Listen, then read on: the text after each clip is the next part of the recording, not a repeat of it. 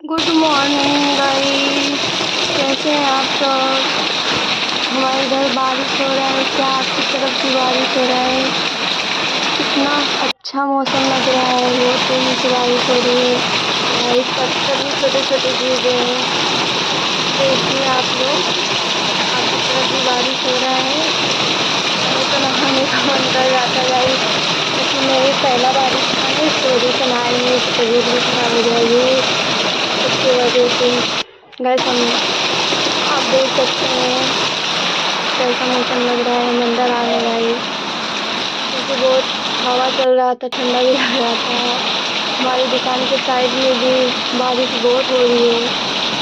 आप देख सकते हैं यहाँ पर बारिश रुकने का नाम नहीं ले रहा है। कल रात में भी हुआ है, इस टाइम भी हुआ। जितना बारिश होएगा उतना गर्मी होएगा गाइस।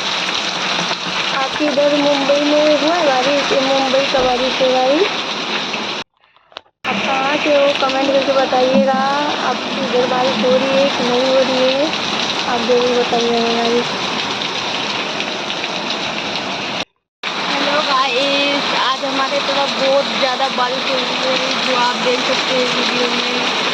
कितना तेज़ी से बारिश, बहुत टाइम से बारिश हो रही है, रुकने का नाम ही नहीं ले रही है गाइस। आप देख सकते हैं वीडियो में। क्या आपकी तरफ भी बारिश हो रही है क्या? मुझे तो बहुत बारिश हो रही है।